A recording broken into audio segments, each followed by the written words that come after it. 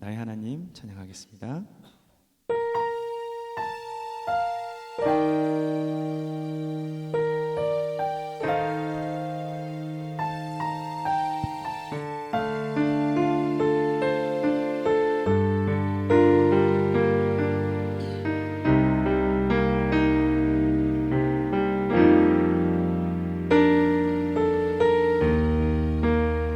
나의 사랑 나의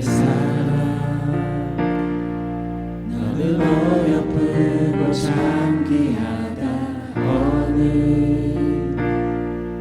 보석보다 귀하다 내가 사랑스럽지 않을 때 너를 온전히 사랑하고 너와 함께하려 내가 왔노라.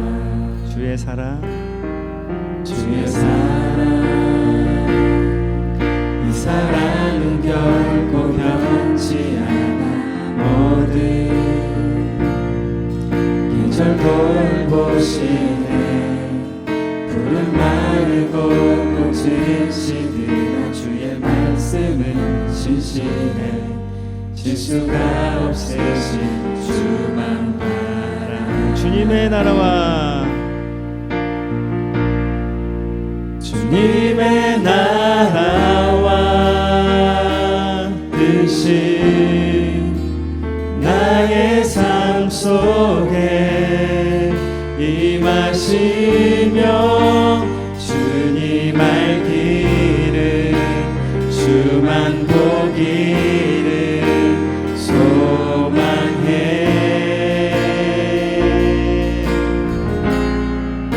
거룩히 살아갈 힘과 두려움 없는 믿음 주신 나의 하나님 완전한 사랑 찬양 나의 사랑 나의 사랑 너는 어여쁘고 장기하다 어느 보석보다 귀하다 내가 사랑스럽지 않을 때 너를 온전히 사랑하고 너와 함께하려 내가 왔노라. 주의 사랑 주의 사랑 이 사랑은 결코 변치 않아 모든 계절 돌보시네 푸른 마르고 꽃은 시드나 주의 말씀은 신실해 실수가 없으신 주만 바라. 주님의 나라와 주님의 나라와 뜻이 나의 삶 속에 임하시며 주님 알기를 주만 보기를 소망해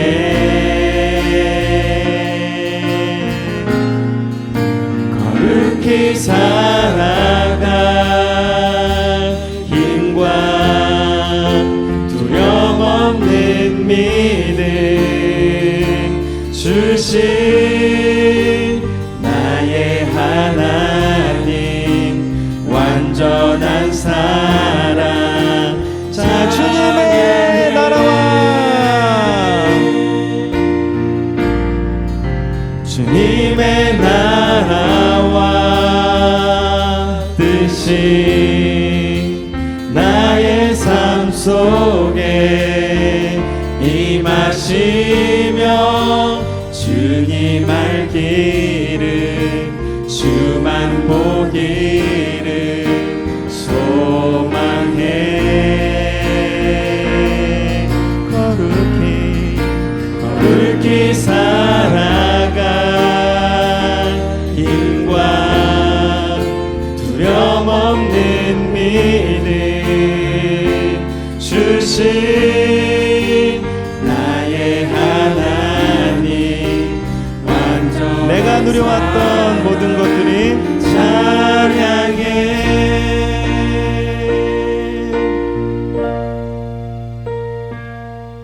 내가 누려왔던 모든 것들이 내가 지나왔던 모든 시간이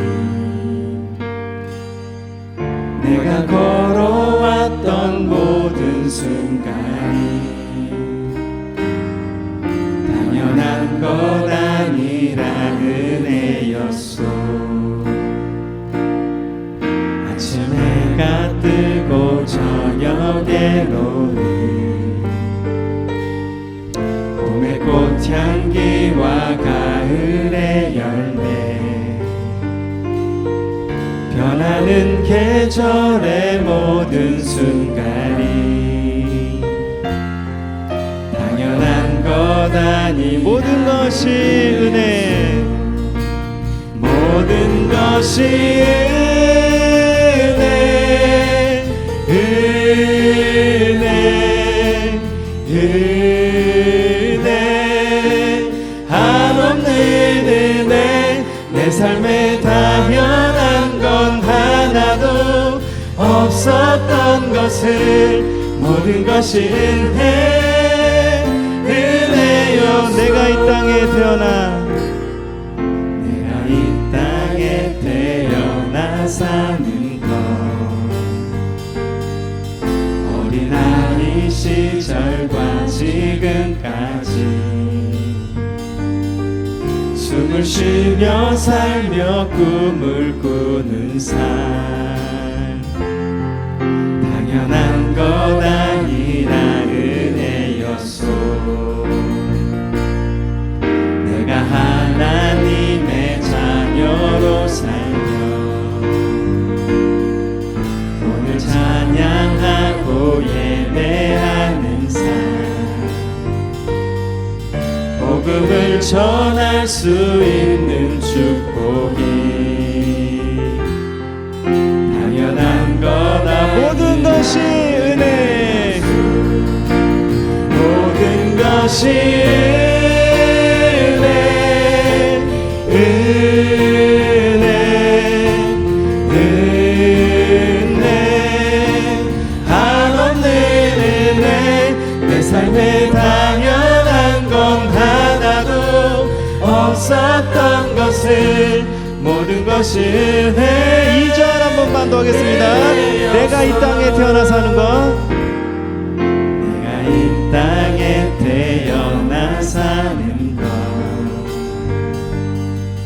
어린아이 시절과 지금까지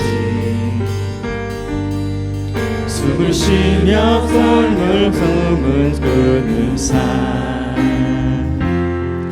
당연한 것 아니라 은혜여 내가 하나님의 자녀로 살며 내가 하나님의 자녀로 살며 오늘 찬양하고 예배하는 삶 복음을 전할 수 있는 축복이 당연한 것 아니라 모든 것이 은혜 모든 것이 은혜 은혜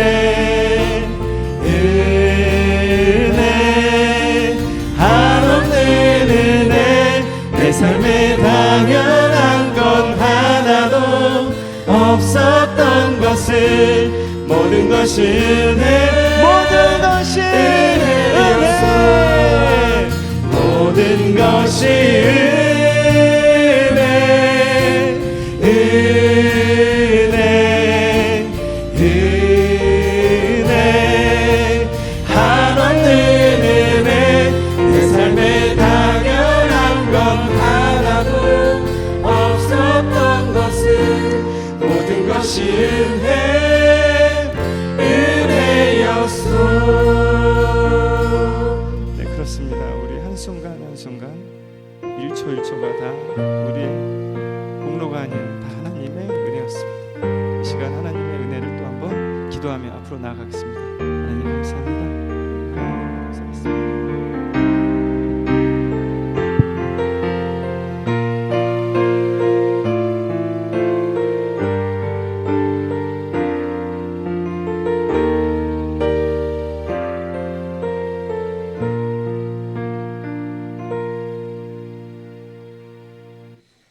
우리 묵도하심으로 2부 예배를 하나님 앞에 드리도록 하겠습니다.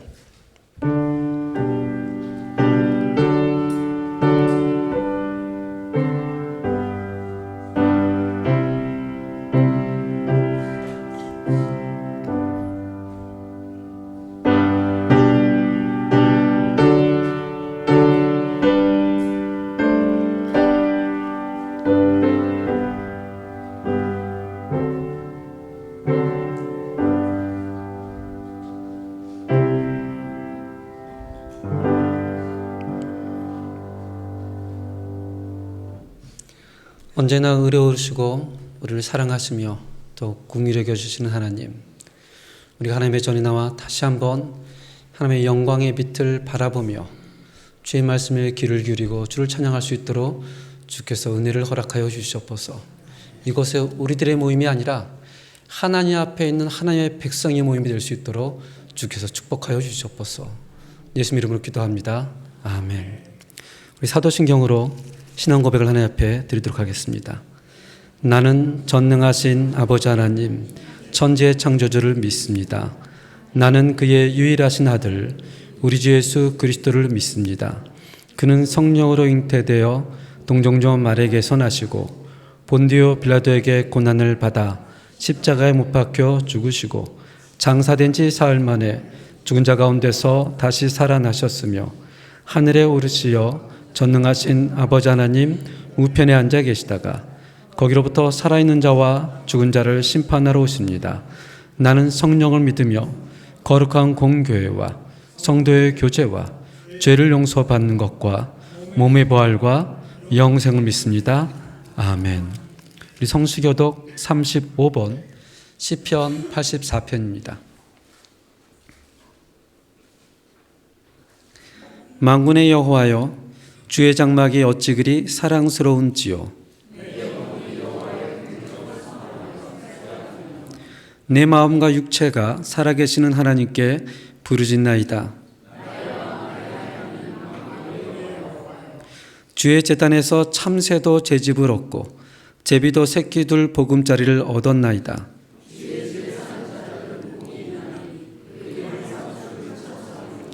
주께 힘을 얻고 그 마음에 시온의 대로가 있는 자는 복이 있나이다.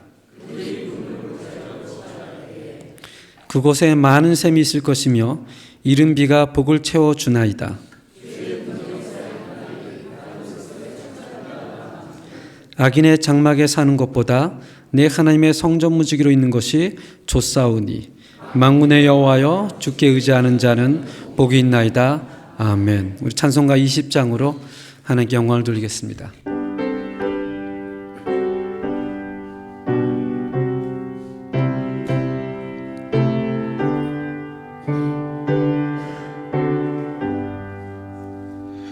큰 영광 중에 계신 주 나 찬송합니다.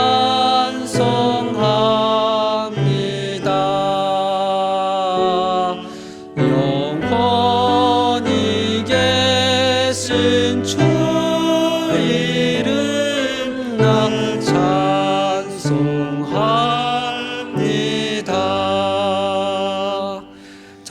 한없이 크신 능력은 나 찬송합니다.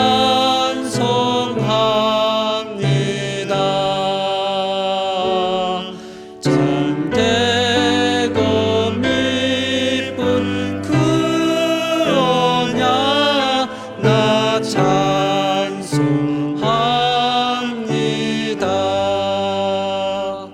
온 천지 창조하시던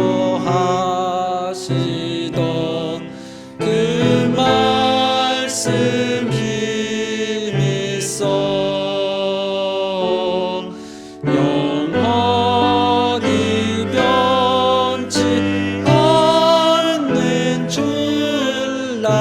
믿사옵니다. 그 온유하신 주께서 날 불러주시고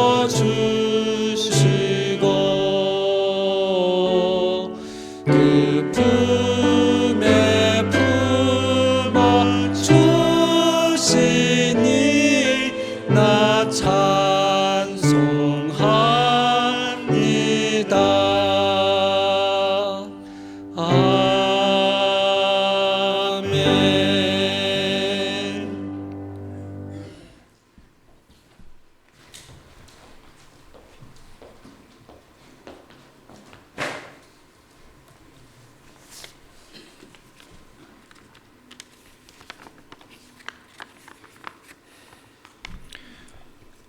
생명의 근원이신 하나님 아버지, 말씀으로 천지를 창조하시고 오늘도 살아계셔서 영원토록 존귀와 영광을 받으실 아버지 하나님께 찬송과 경배를 드립니다.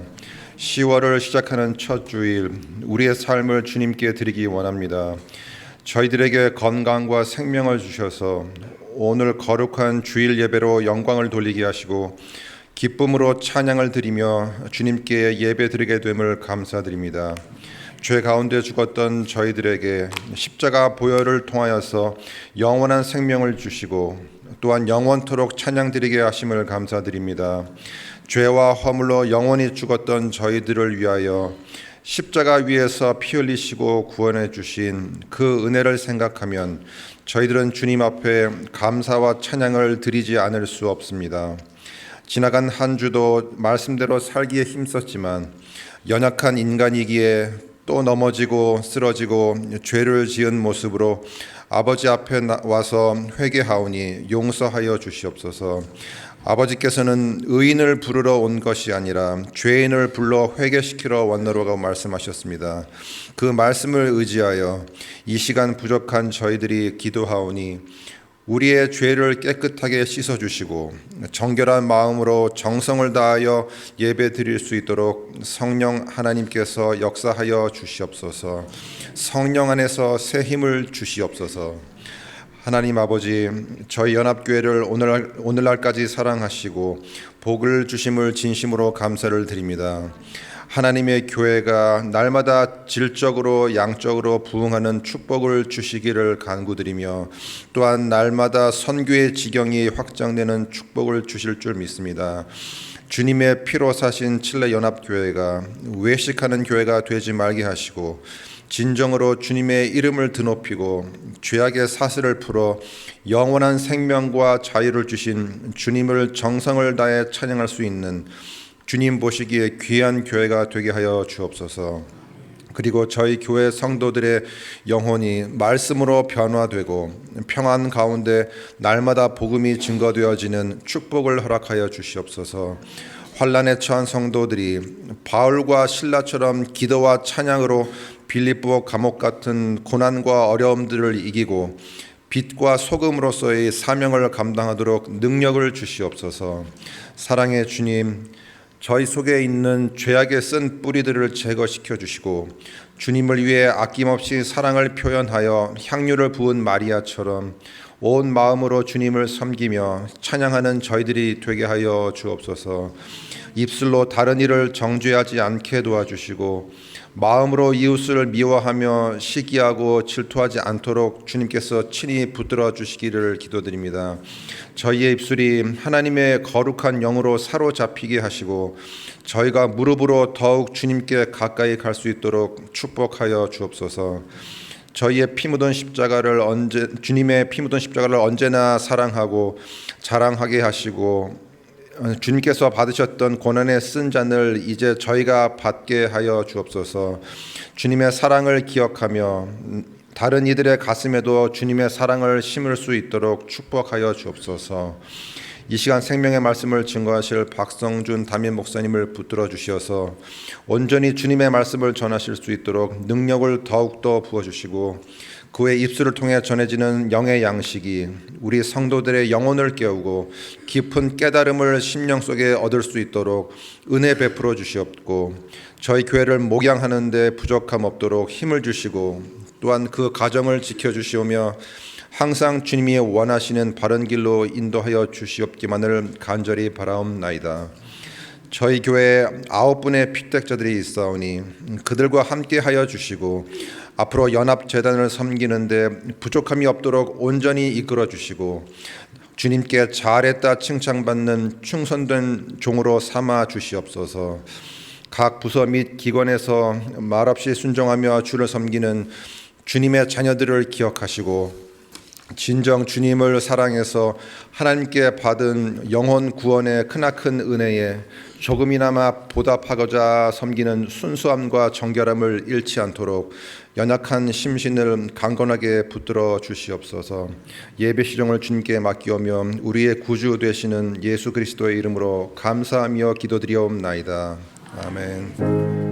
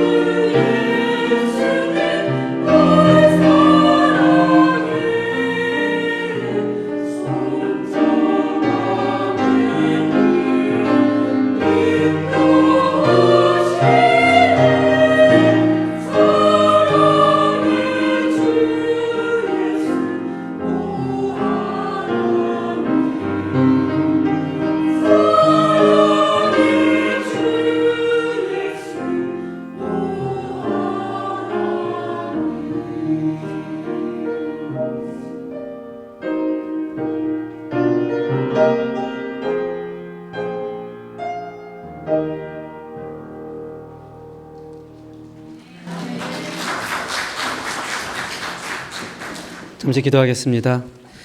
하나님 아버지, 정말 우리의 입술이, 우리의 마음이, 우리의 영이 우리 주님을 향하여 오직 주 예수님만 우리가 믿습니다 라고 고백합니다. 이 시간에 주의 살아계신 말씀을 함께 나눌 때에 성령님께서 우리 마음에 역사해 주시고 그 말씀이 정말 우리의 생각을 흔들고 우리의 마음을 흔드는 귀한 주의 말씀이 될 수 있도록 주께서 인도하여 주시옵소서. 예수님 이름으로 기도합니다. 아멘. 오늘 함께 나눌 하나님의 말씀은 야고보서 2장 1절에서 13절까지 함께 보도록 하겠습니다. 야고보서 2장 1절에서 13절, 신약성경 372페이지입니다. 우리 한 절씩 교독하도록 하겠습니다. 내 형제들아, 영광의 주 곧 우리 주 예수 그리스도에 대한 믿음을 너희가 가졌으니 사람을 차별하여 대하지 말라.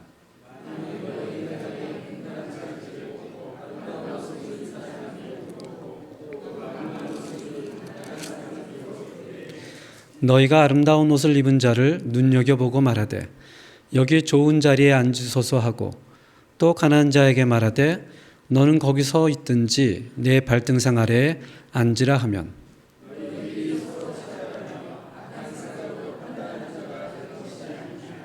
내 사랑하는 형제들아 들을지어다. 하나님이 세상에서 가난한 자를 택하사 믿음에 부요하게 하시고 또 자기를 사랑하는 자들에게 약속하신 나라를 상속으로 받게 하지 아니하셨느냐.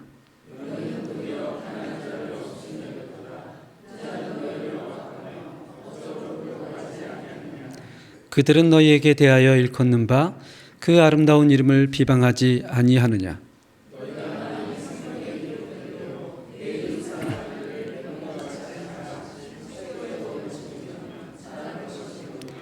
만일 너희가 사람을 차별하여 대하면 죄를 짓는 것이니 율법이 너희를 범법자로 정죄하리라.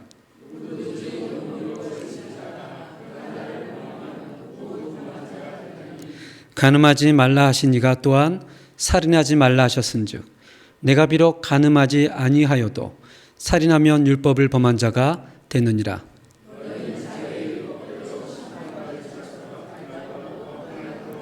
함께 읽겠습니다. 긍휼을 행하지 아니하는 자에게는 긍휼 없는 심판이 있으리라. 긍휼은 심판을 이기고 자랑하느니라. 아멘. 오늘 성경 본문을 가지고 누가 차별하지 않습니까? 라는 제목으로 본문을 시작하려고 합니다. 대부분이 여기 계신 분들이 이민 오신 지 오래되셨기 때문에 아마 이 크레파스의 색깔을 어떻게 기억하는지 모르겠습니다. 여기 눈에 보이는 이 크레파스의 색깔이 어떤 색으로 보이십니까?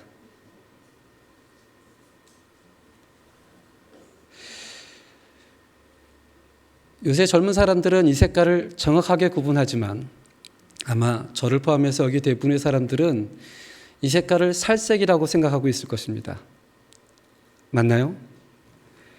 어렸을 때 크레파스 통을 열면 나란히 누운 크레파스 키들이 다 비슷비슷한데 이 살색 크레파스는 늘 키가 제일 작습니다. 왜냐하면 그림을 그릴 때, 옷을 그릴 때 이런저런 색깔을 다 골고루 쓸 수 있는데 사람의 얼굴은 항상 무엇으로 칠합니까? 살색으로 칠합니다. 사람의 다리도 팔도 살색으로 칠하다 보니까 크레파스가 여러 가지가 있어도 늘 부족한 색깔은 살색이었습니다. 그래서 그것 때문에 살색 크레파스 전체를 사는 친구들이 종종 있었습니다. 중학생이 되고 크레파스 대신 물감을 사용할 때에도 우린 여전히 사람의 얼굴에는 어떤 색깔을 칠하죠? 살색을 칠합니다. 왜 살색이라고 이름을 줬을까요?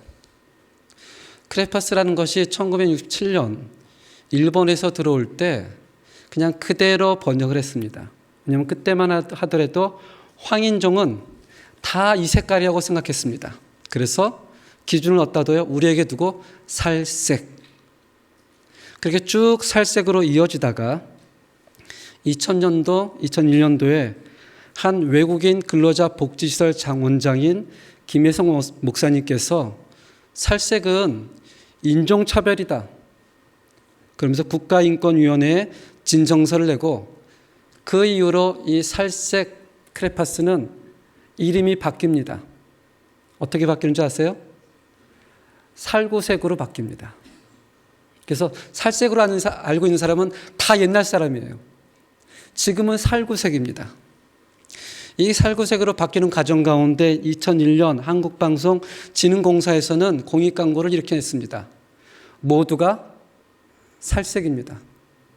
하얀 것도 살색, 우리가 알고 있던 것도 살색, 까만 것도 살색. 지금은 아예 살색이란 말이 사라져버렸습니다. 왜냐하면 그 말을 사용하는 순간 인종차별주의자가 되는 거거든요.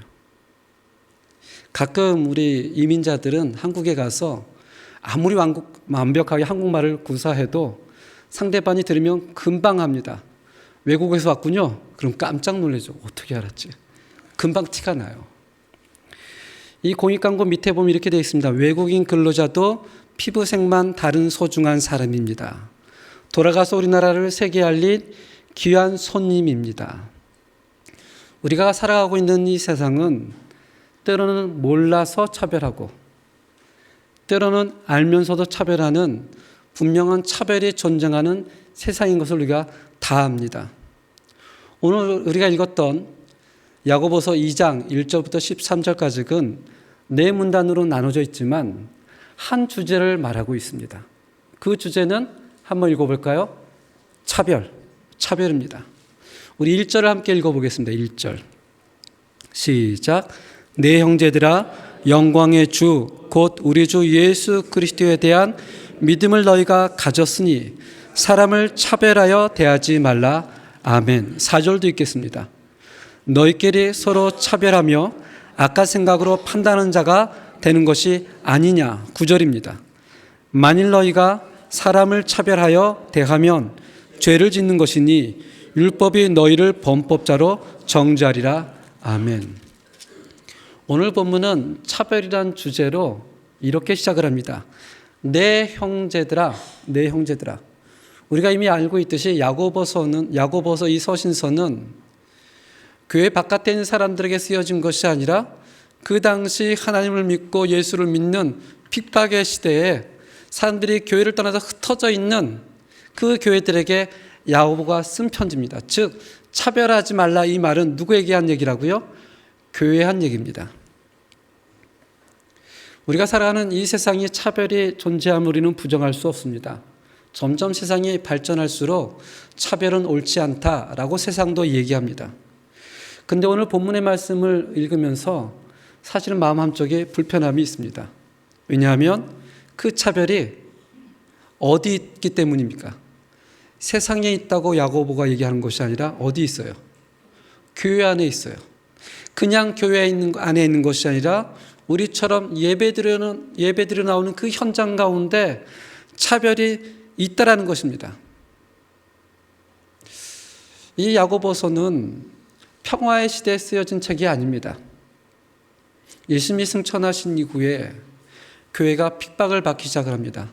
스데반이 죽음을 당하고 많은 사람들이 핍박을 받아 흩어져 있는 그 시대 때 예수 그리스도를 믿는다고 하는 목숨이 경각에 달린 그 시대 때에 예루살렘 교회 수장인 야고보가 흩어진 교회들에게 편지를 쓰는 것입니다. 근데 아이러니하죠. 핍박을 받고 있는 그 시대에 자칫하면 목숨을 잃는 그 시대에도 사람들은 예배를 드리러 모였을 때 자기들끼리 무엇을 해요? 차별을 하고 있다는 거예요. 이것이 아이러니하는 겁니다. 사람의 죄가 얼마나 깊으면 그 목숨이 경각에 달리고 예배를 드리는 것이 힘들 때, 한 사람 한 사람 전도하는 것이 힘들 때에 모여서 예배만 드리는 것이 아니라 차별을 했다는 거예요. 또 이 사실을 누가 얘기하고 있습니까? 야고보가 얘기하고 있죠. 야고보가 누굽니까? 우리는 야고보 하면 그렇게 크게 영향력이 없는 사람이라고 착각을 하겠지만 이 당시 야고보서가 쓰여질 당시에는 야고보보다 훨씬 영향력 있는 사람이 한 사람도 없었습니다. 예수님이 승천하신 이후에 사도 바울이 변함을 받았지만 여전히 사도로 부르심을 받지 못했을 때, 다른 제자들은 흩어져 있을 그때에 초대교회 제1교회 예루살렘 교회의 수장이었던 그 야고보가 공개적으로 얘기하는 거죠. 어떻게 해요? 우리 교회 안에, 하나님 믿는다는 예배 안에 차별이 있다. 이 말은 어마어마한 영향력을 미쳤을 거예요. 가뜩이나 힘든데, 예수 믿는 사람을 전도하기 힘든 그 시대 때 교회에서 가장 영향력이 있는 사람이 공개적으로 나서 교회를 비판하는 꼴입니다. 우리는 이 사실을 보면 마음이 불편하죠. 한쪽에서는 왜 사람들은 예수를 믿는다고 하면서 그렇게 위험한 시대에 차별을 했을까? 또 한쪽에서는 야고보가 좀 덮지 않고 조용히 해결하지 않고 왜 그렇게 드러나게 우리 가운데 차별이 있다고 얘기했을까? 우리 같으면 공동체를 위한다는 미명하에, 하나 된다는 미명하에 여러 가지 일들이 마치 교회 안에 없는 것처럼 숨기고 또 숨기고 시시하는 일들이 비일비재하지 않습니까? 근데 야고보는 그러한 것보다도 하나님을 믿지 않는 세상의 모습이 귀 안에 들어있는 것이 더 충격적이었습니다. 그러면서 이렇게 얘기를 하죠. 1절 제가 다시 읽겠습니다. 내 형제들아, 영광의 주 곧 우리 주 예수 그리스도에 대한 믿음을 너희가 가졌으니 사람을 차별하여 대하지 말라. 영광은 이 축소한 단어입니다. 영광의 글자 그대로의 뜻은 영화로운 광채예요. 영화로운 광채. 그래서 이 1절을 다시 한번 해석하면 이렇게 볼 수 있습니다. 함께 읽겠습니다. 너희가 주님의 영화로운 빛을 보았다면 사람을 차별해서는 안 된다. 너희가 정말 하나의 영화로운 그 부활의 하나님을 만났다면 어떻게 차별할 수 있냐 이겁니다. 그 당시 왕이나 부자들은 보통 서민들과 다르게 굉장히 화려한 옷을 입었습니다. 붉은 옷을 입었을 뿐만 아니라 이 옷감에 은을 갈아서 은을 이렇게 박았습니다. 그럼 우리가 오늘날 마치 피에스타를 갈 때 반짝반짝 빛나는 옷 있죠? 그럼처럼 그 당시에 부자들은, 왕들은, 귀족들은 누가 봐도 반짝이는 옷을 입었습니다. 그 옷을 입고 손가락에는 금가락지를 끼고 교회 예배 시간에 들어오는 거예요. 그랬더니 우리 3절을 한번 보겠습니다. 3절 제가 읽겠습니다. 너희가 아름다운 옷을 입은 자를 어떻게 해요? 눈여겨보고. 눈여겨봤다는 것은 굉장히 관심 있고 눈여겨봤다는 거예요. 와, 저런 사람이 우리 교회를 오네. 야, 잘됐다. 그러면서 뭐라고 얘기를 하죠? 여기 좋은 자리가 있으니 앉으소서. 반대로 또 가난한 자에게 말하되 뭐라고 얘기를 하죠? 너는 거기 있든지 말든지 아니면 내 발등상 아래 앉으라. 그렇게 책망합니다. 오늘 본문은 처음부터 세상에 빛나는 것과 주님의 영광을 대조시키면서 얘기를 합니다. 세상에 번쩍거린 것이 많이 있습니다. 오늘 본문에 나온 것처럼 화려한 옷, 손가락에 낀 반지, 그러나 그런 것뿐이겠습니까? 가문, 학벌, 세상적인 지위, 권력, 재물, 인물. 사실 우리 대부분이 그런 것들이 나쁘다고 하면서도 마음속으로는 선호하거든요. 다 부자가 되고 싶고, 다 건강하고 싶고, 다 외모가 번듯하고 싶고, 사람으로 하여금 관심을 받고 싶고. 근데 그것이 지나쳐서 차별을 한다는 겁니다. 야고보가 얘기를 하죠. 너희의 눈이 번쩍거리며 현혹되어 차별을 하는구나. 그러나 우리는 그러면 안 된다. 왜냐하면 너희들과 우리는 진정한 광채를 보았기 때문이다. 야고보는 마리아가 처음 낳던 아들이 예수입니다. 예수. 그리고 마리아하고 야곱하고 처음으로 낳았던 아들이 야고보입니다. 예수님이 첫째고 야고보는 둘째예요. 이 야고보는 수십 년을 예수님과 함께 형 동생으로 살았지만 예수님이 십자가에 돌아가시기 전까지 한 번도 그의 영광의 빛을 본 적이 없습니다. 예수님이 십자가에 죽고 부활하신 몸으로 야고보에게 나타났을 때 비로소 야고보의 인생이 바뀌고 그를 영광의 주로 믿기 시작을 합니다. 그런 자신의 놀라운 경험이 있기 때문에 야고보는 야고보서를 쓰면서 성도들에게 얘기를 합니다. 내 사랑하는 형제들아, 너희가 주 예수 그리스도의 영광의 광채를 보았으면 하나님을 차별하지 말라. 정말 보았으면 우리 사랑하는 성도님들도 하나님의 영광의 빛을 보신 줄 압니다. 또 끊임없이 그 영광을 흠모하며 사모하며 살아가기를 바랍니다. 성경에 보면 수많은 사람들이 주의 영광의 빛을 본 사람들이 있습니다. 밤하늘에 광야에서 양을 치던 목자들이 밤하늘에 영광의 빛을 보고 그때부터 예수 그리스도의 증인이 되어집니다. 또 사울은 다소로 교회를 핍박하러 가다가 예수 그리스도의 영광을 보고 그때부터 그의 생각과 가치관이 달라집니다. 하나님의 영광을 지켜봤고 봤던 사람들은 세상의 번쩍거림에 더 이상 현혹되지 않습니다. 그것을 지금 야고보는 흩어진 교회들에게 얘기를 하고 있는 것입니다. 어제 부에노스에서 칠레로 가기 위해 비행기가 6시 50분이었습니다. 그래서 집에서 한 4시 30분에 나왔어야 돼요. 우버를 불렀습니다.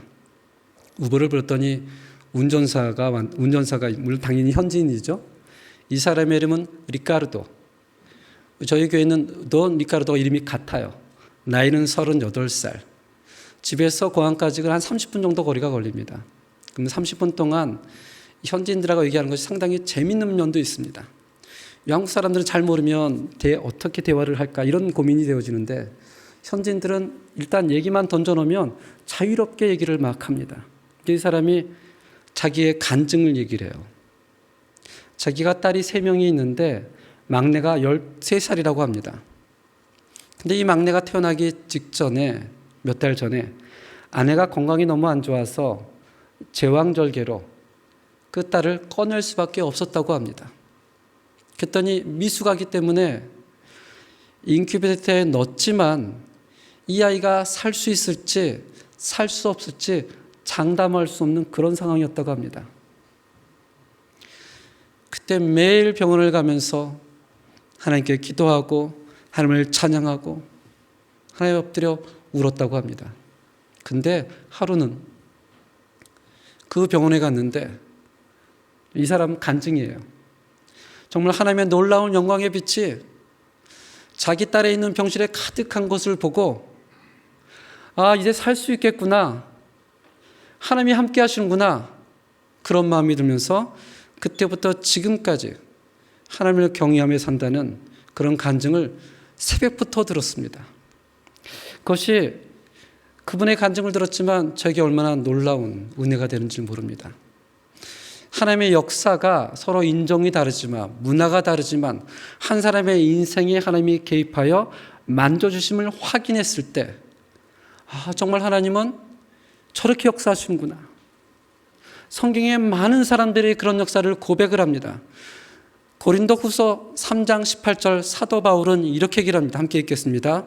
우리가 다 수건을 벗은 얼굴로 거울을 보는 것 같이 주의 영광을 보매 그와 같은 형상으로 변화하여 영광에서 영광에 이르니 곧 주의 영으로 말미암으니라. 아멘. 성경에 나오는 사람들은 모두가 하나같이 종교 생활을 열심히 했던 사람들이 아니라 예수 그리스도의 영광에 압도되었던 사람들이었습니다. 그 영광의 빛을 보았기 때문에 더 이상 다른 사람들을 볼 때 자기의 기준, 자기의 경험, 자기의 가치관, 철학으로 상대적인 가치로 바라보는 것이 아니라 어떤 가치로 바라봐요? 하나님이 만들어주신 형상, 하나님의 아들, 하나님의 자녀, 하나님의 백성이라는 절대적인 가치로 바라보게 됩니다. 그렇기 때문에 조금 마음에 안 든다고 해서 다른 사람을 함부로 평가하거나 비판하거나 차별하지 않는다는 것입니다. 오히려 더 소중하게 여기는 것이죠.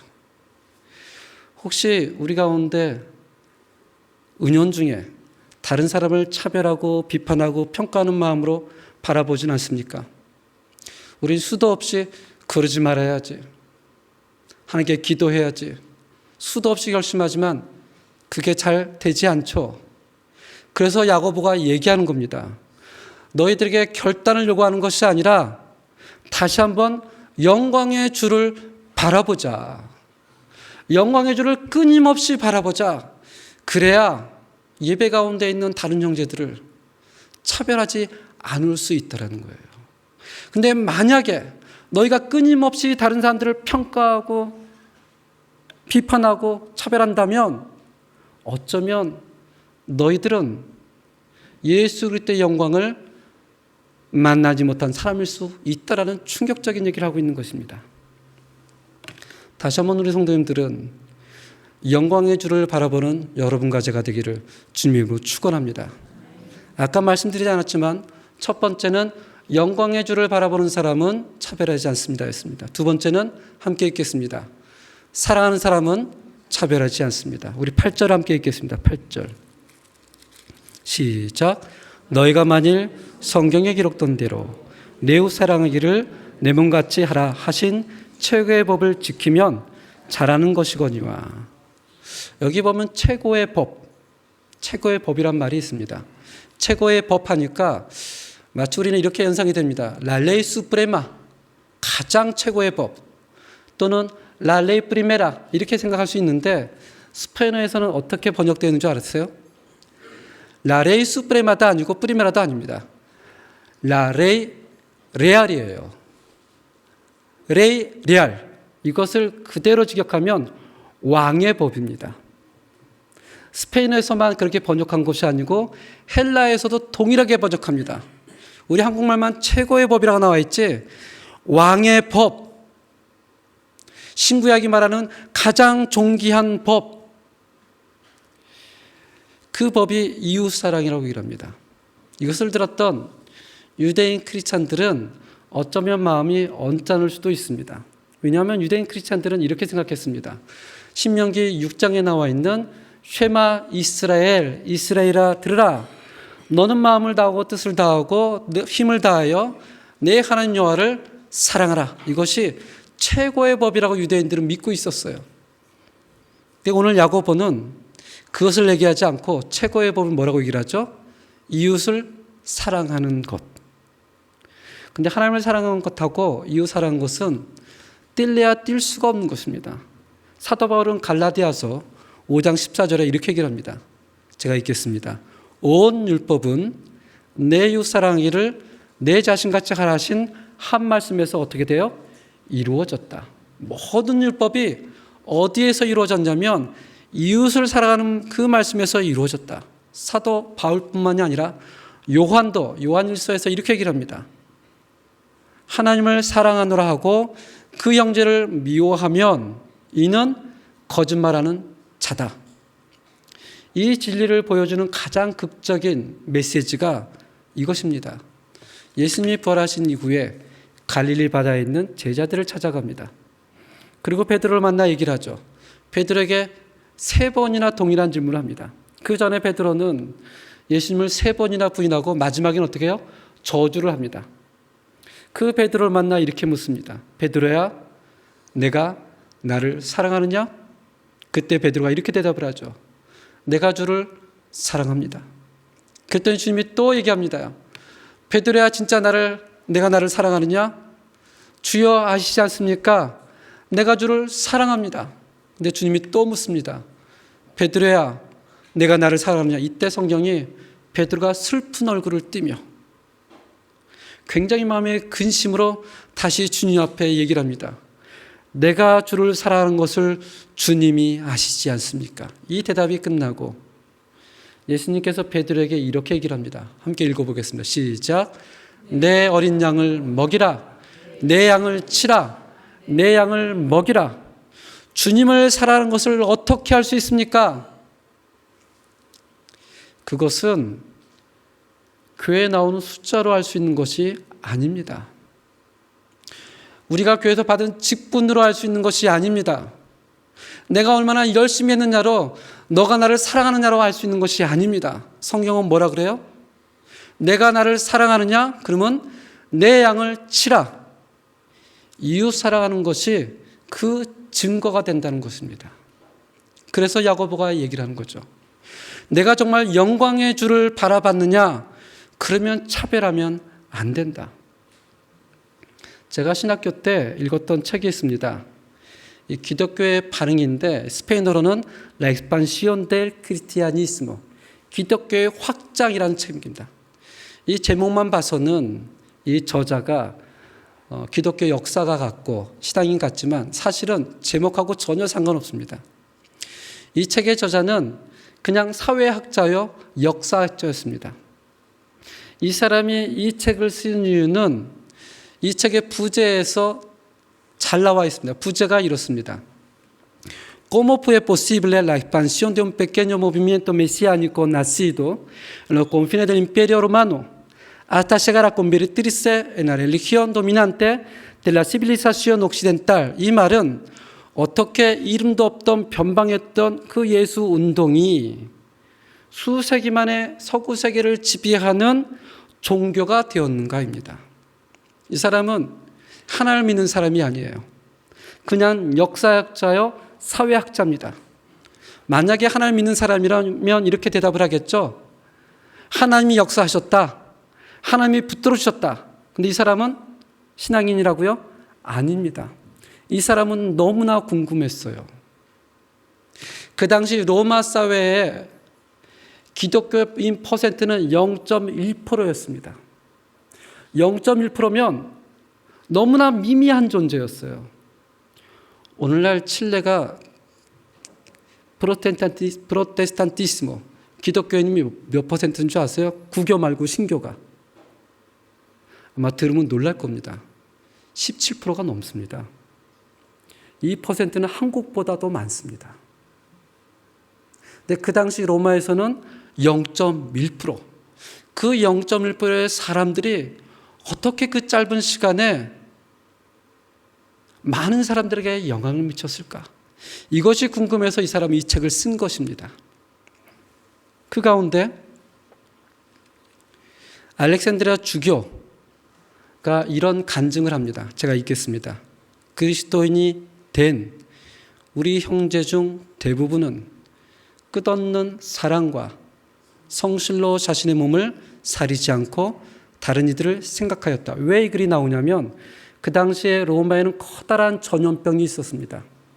그 전염병이 1년, 2년이 아니고 몇 년 동안 15년 동안 인구의 30%가 다 전염병으로 죽었습니다. 그런 상황이었습니다.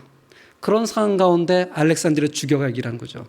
그리스도인이 된 우리 형제 중 대부분은 끝없는 사랑과 성실로 자신의 몸을 사리지 않고 다른 이들을 생각하였다.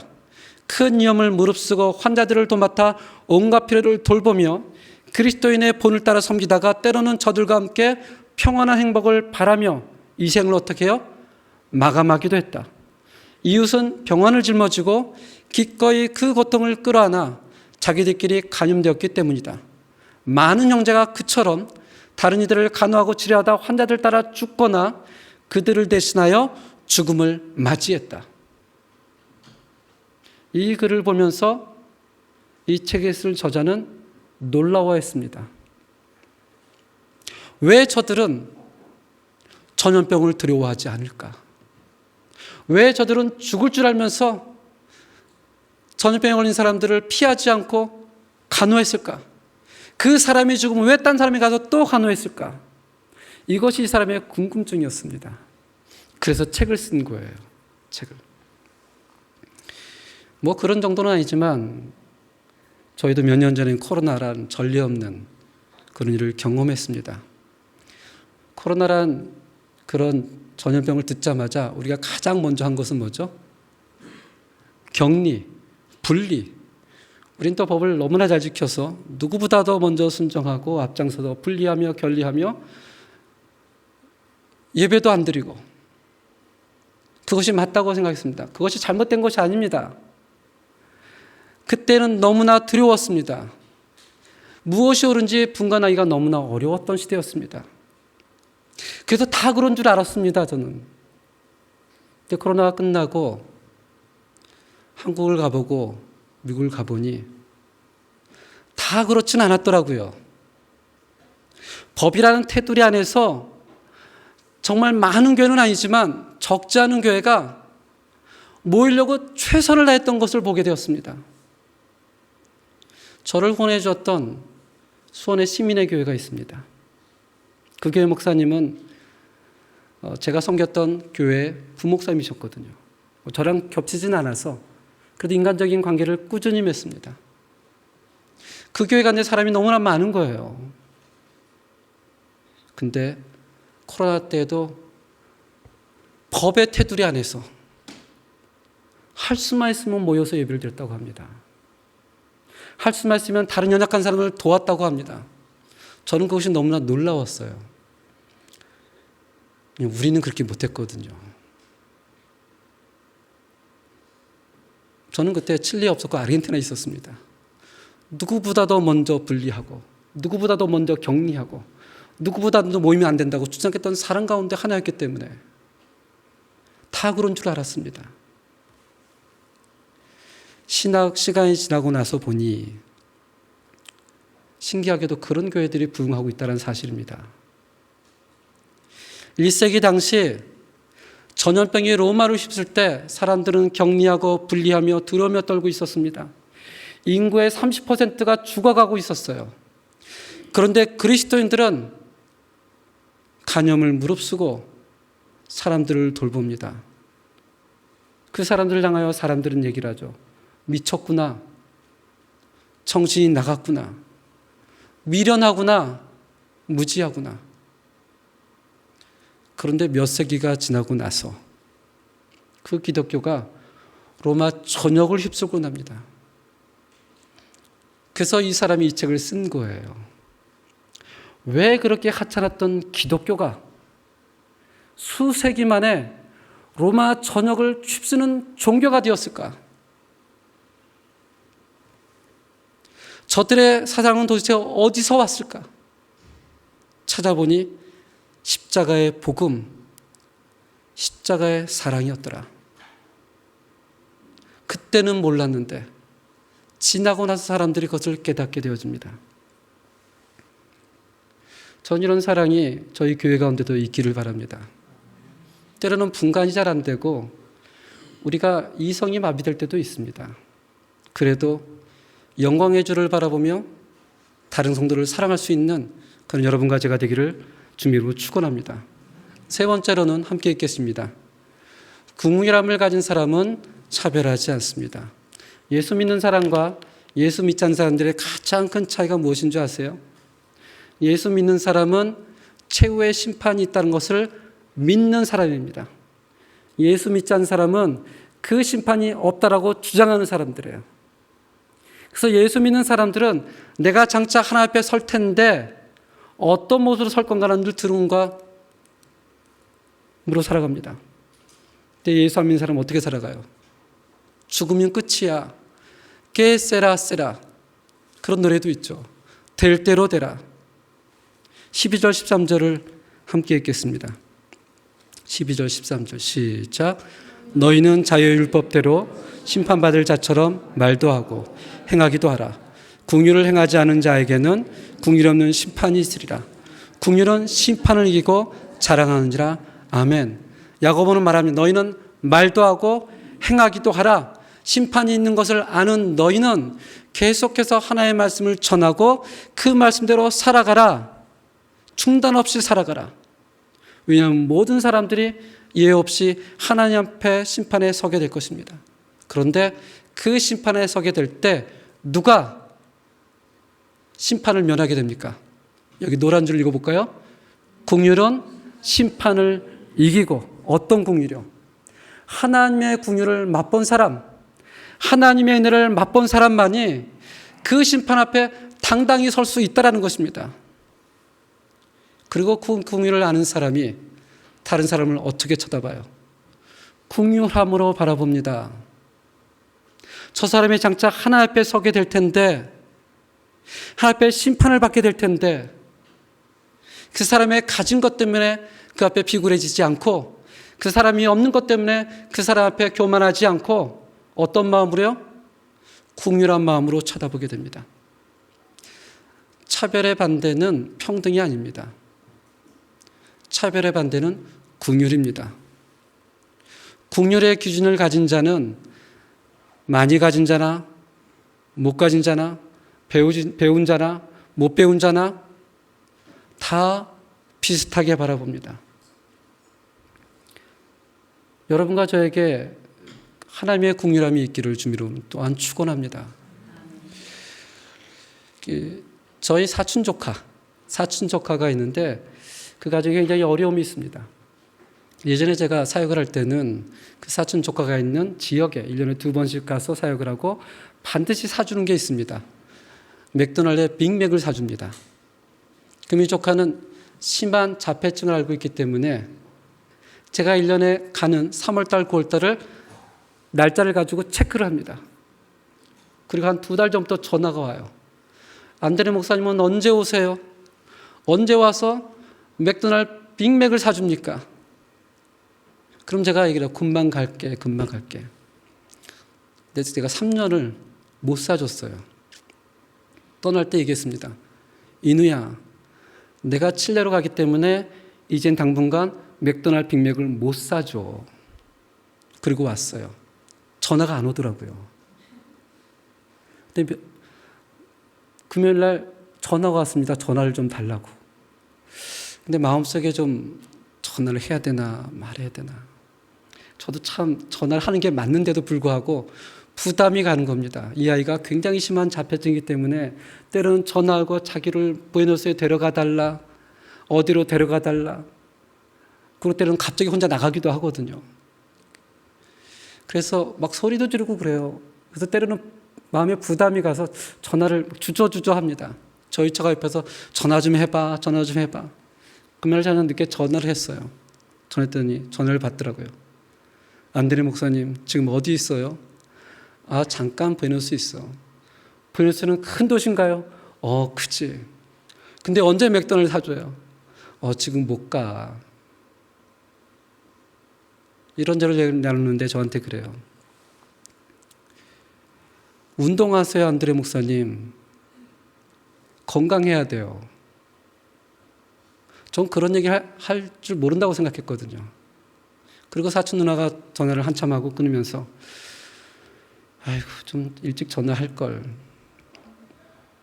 그렇게 전화 목소리를 듣고 싶은데 약간 귀찮다고 전화를 안 했구나. 너무나 미안한 마음이 들었습니다.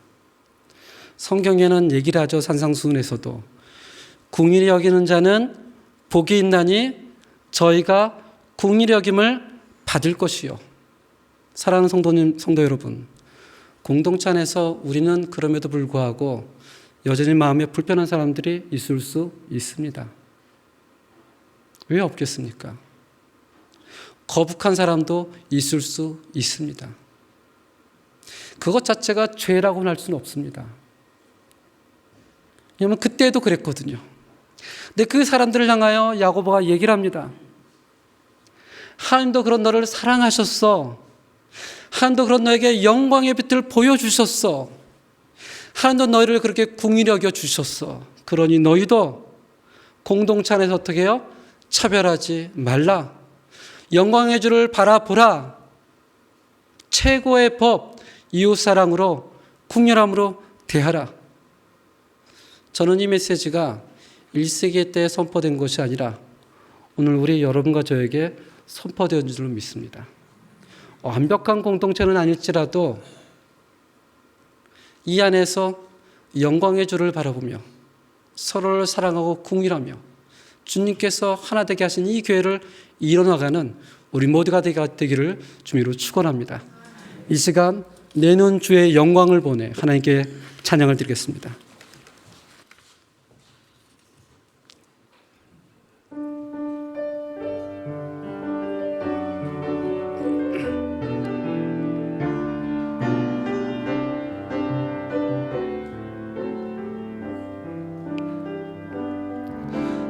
눈 주의 영광을 보내 우리 가운데 계신 주님 그 빛난 영광 온 하늘 덮고 그 찬송 온 땅 가득해 내 눈 주의 영광을 보내 찬송 가운데 서신 주님의 얼굴은 온 세상 향하네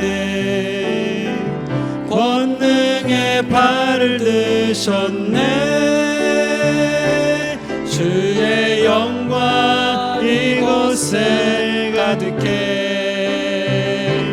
주린 선에 주님과 함께 찬양하며 우리는 전진하리 모든 열방 죽을 때까지 한 번 더 찬양하겠습니다. 내 눈 주의 영광을 보내 우리 가운데 계신 주님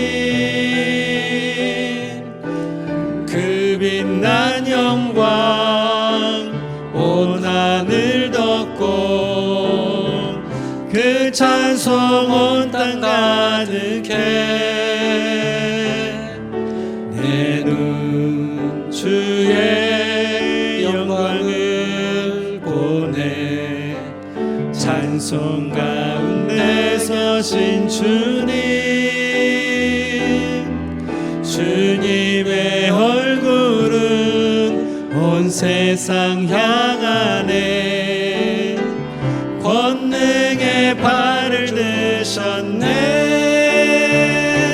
주의 영광 이곳에 가득해 우린 선의 주님과 함께 찬양하며 우리는 전진하리 모든 열방 주 볼 때까지 이 시간 잠시 교회를 위해서 또 우리 가운데 있는 연약한 성도들을 위해서 또 병원 가운데 있는 분들을 위해서 우리 한 목소리로 기도하겠습니다. 하나님 아버지 정말 하나님의 교회가 하나님의 영광을 보는 그런 공동체가 될 수 있도록 인도하여 주시옵소서. 우리가 연약한 마음으로 교회를 나오지만 우리가 부족한 사람으로 하나님 앞에 서 있지만 하나님의 영광을 보며 하나님의 빛을 보며 하나님의 사람을 하나님의 백성으로 자녀로 서로 사랑하고 긍휼함을 여길 수 있도록 주께서 축복하여 주시옵소서. 특별히 아버지 하나님 정말 저희 가운데는 사람을 평가하고 사람을 비판하고 사람을 차별하는 그런 일들이 없도록 주께서 인도하여 주시옵소서. 우리의 의지로는 가능하지 않습니다. 그러나 하나님께서 우리를 붙들어 주실 때 하나님의 영광을 바라보게 할 때 그런 은혜가 우리 가운데 풍성하게 하도록 주께서 인도해 주시고 또 우리 가운데는 연약한 자들이 있습니다. 병든 자 가운데 있습니다. 우리의 기도 제목 가운데 있습니다. 아버지 하나님께서 긍휼히 여겨 주시고 하나님께서 붙들어 주시옵소서. 다른 사람의 아픔이 우리의 아픔이 될 수 있도록 인도해 주시고 다른 사람의 연약함이 우리의 눈물이 될 수 있도록 인도해 주시고 다른 사람의 눈물이 우리의 마음에 아버지 하나님 공감으로 느껴질 수 있도록 주께서 인도하여 주시옵소서. 아버지 하나님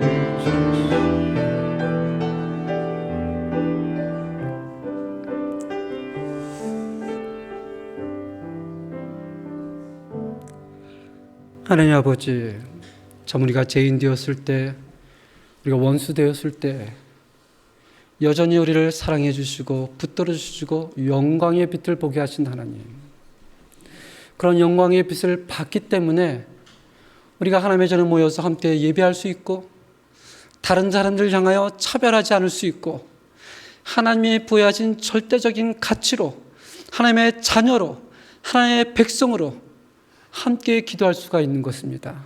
아버지 하나님, 이 하나님의 은혜를 잃어버리는 교회가 되지 않도록 주님 인도하여 주시옵소서. 우리 모두가 영광의 빛을 삼하고 흠모하며 바라볼 수 있도록 주님 인도하여 주시옵소서. 만약에 마음속에 쓴뿌리가 올라오고 여전히 그런 마음이 있더라도 그때가 하나님을 바라봐야 할 때입니다.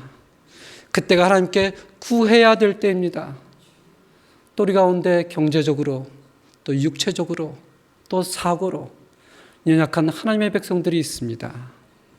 그 사람들을 기억하면서 하나님의 긍휼의 손길이, 사랑의 손길이, 하나님의 영광의 빛이 함께하며 우리 모두가 하나님을 간증할 수 있는 공동체가 되도록 주께서 만들어 주시옵소서. 또한 그런 마음으로 하나님께 물질을 드리오니 이 물질이 사용되는 곳에 하나님의 영광이 드러나도록 인도해 주시고, 이 물질을 드리면서 우리 마음에 한 사람도 시험이 들지 않도록 주께서 인도하여 주시옵소서. 주시는 분도 하나님이시요 공급하시는 분도 하나님이심을 우리가 하나님 앞에 고백을 하오니 그 고백 가운데 하나님 축복하여 주시옵소서. 예수님 이름으로 기도합니다. 아멘.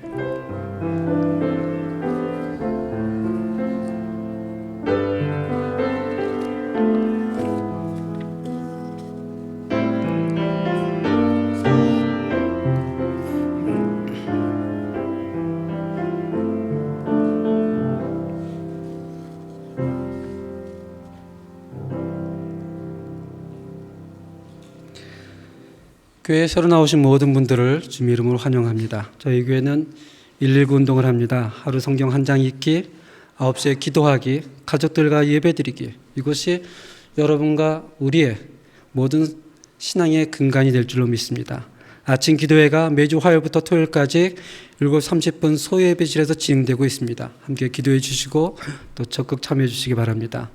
경건한 예배를 위하여 예배 시간 10분 전까지 나와 기도하는 시간을 모두가 갖기를 바랍니다. 오늘 12시 45분에 유초동부실에서 사라 그레이스 선교회가 특성을 위하여 모임을 갖습니다. 잊지 마시고 사라와 그레이스 선교회는 12시 45분 유초동부실에서 모임 수 있기를 바랍니다. 오늘 오후 예배 후 찬양대실에서 건사회 정기 원래회 및 기도회가 있습니다. 또 오늘 오후 예배 후 새신자실에서 장로 안수 집사 모임이 있습니다.